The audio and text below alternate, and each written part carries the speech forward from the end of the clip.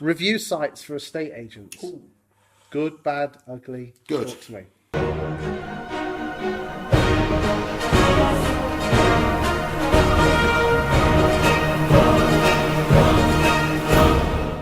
So, I think they're fantastic. I think that, it's irrelevant what we think. The public absolutely loves them. Yeah. The public loves them, and it's a key part of their demographic.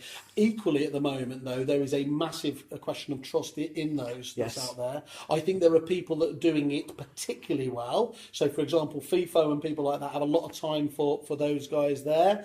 Clearly, if you have the time and energy to go and do Facebook and Google ones, and just as an aside, I think it's given Google's absolute central part of all this, I find it quite interesting that they, as a tech company, makes it so hard to actually make reviews possible. So it's just, if you've ever tried to do it, it's quite difficult to actually do. But apart from that, in this industry, I think we have a real gaping hole in terms of a estate agency-centred review platform. Yeah, I do agree. It is a massive selling tool for my team. Oh, is it? Okay. To have that up there. To have a review site to point clients to independent validation. Absolutely. Hold on a second. Why are we different from the rest? There are certain estate agents out there that place a lot of weight on their review numbers, but then there are other people who say it's all made up. What's your thoughts on that? Because at the end of the day, you can always look, as usual, it's a bit from column A, a bit from column B. There is no doubt at all that there is, as gamified. We were talking earlier. You can see a certain structure to false reviews, whether it's on TripAdvisor or any of these ones. There, I think it was either Samsung or one of the huge. They were exposed for having used one of these boiler rooms for writing adverse things against their competitors, and they get caught out. And the problem is everyone falls from that. But equally, I think people are quite good at spotting the overall theme of whether something's positive. 100% satisfaction, people don't believe that, do they? But that's why actually negative reviews can quite often be one of the most constructive tools for people. Do you think, let's be honest, certain websites, certain estate agency companies, when someone does put a negative review on, it tends to get pushed to the back of the pile. Meanwhile, new ones come on board like a Tetris. Do you think bad ones should be kept there? I do, and I think they should be responded to in kind by the agent. And I think that offers a level of transparency for the consumer. I think it shows that everything. Proactive. It shows that ultimately, as businesses, we aren't all perfect. There are going to be occasions where you mess up along the way, but being honest and open about it and trying to rebuild any of those bridges. So don't be afraid of bad reviews. Absolutely not. But make sure that you review them. No, you'll know this. They're much better these days. But when it first started off and Twitter and everything was out there, the corporates and the top-end agents, they steered clear of the set, especially Twitter, because they couldn't cope with what happens if we get negative reviews up there. Now, they've grown a bit more sort of mature these days in terms of it. But, you have to have a policy and you have to know how to do it. But the number one reason, bar none, in every business report that's shown there, why people leave businesses is not because of price or the other mirrored things. It's because they aren't perceived that the company cares about them. They just don't worry about me. Now, one of the best companies I've ever dealt with for this, and indeed was when I was doing the judging for the Sunday Times, a company called Streets Ahead, fantastic down in Croydon. And what they had a policy was, Bob and Gary there, the two directors, every negative feedback they had on a particular site, I think it was all agents, they would instantly respond as quickly as they would respond and offer to go and meet the person in the home. And they wouldn't always get it withdrawn, but it would show absolutely that they value that. And I think that is putting your money where your mouth is and showing what I think it needs to be. And that is what sets you apart from the competition. I mean, we do a lot of work on withdrawn properties on our prospecting service or with our prospecting service, and it's quite sadistic that our staff really love a hard sell. Somewhat. I mean, we had.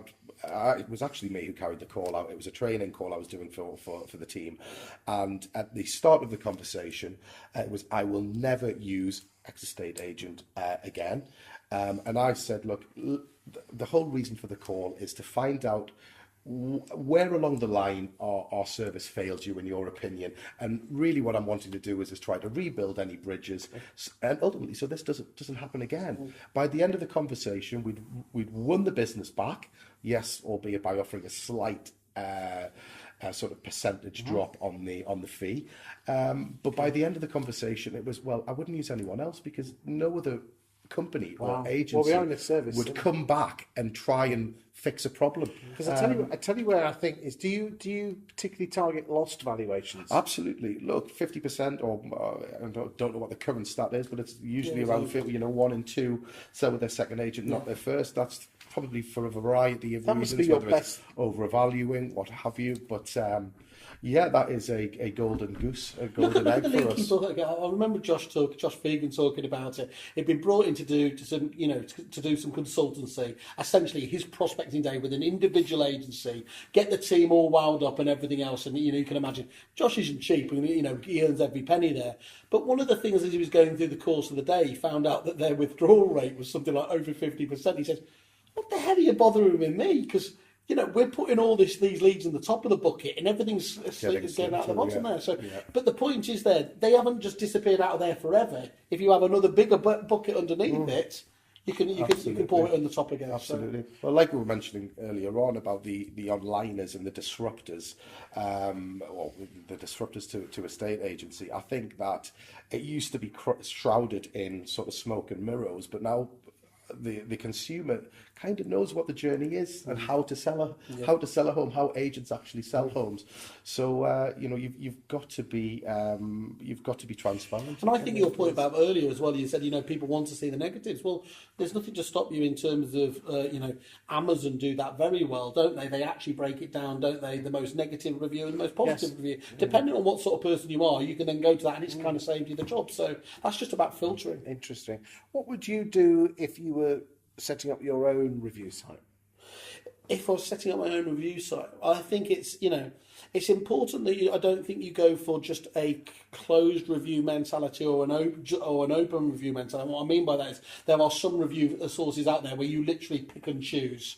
You do it. That feels to me like it's being a bit too gamed. Yeah. I understand why there's a huge amount of selection, but ultimately that will come through. In fact, people won't believe it and everything else there. So I think there's a time and a place for being able to nurture good reviews, and I don't think there's anything there. But to stop people from being able to independently put a review on it is not self-serving. And somebody angry enough, by the way, who can't find that there, will go to the place that you can't control, whether that's a Facebook, where it's a Google, where it's going to have far more effect anyway. Okay. Anything else that you would do with a fabled new estate agency? I think it's dealing with the thing that it's so disparate to me. It feels like review sites are where we were in the early days of the portals. The stocks all over the place. You could go to whole counties and not find a property there. At the moment, you've got reviews over here on Google. You've got some here on All Agents. You've got others there. That's too difficult for a brand to manage at the moment in terms of a place. So being able to manage that effectively and review it, I think is where, coming at it from an estate agency, I would want something to help me out with. Interesting. Thank you, chaps. Cheers.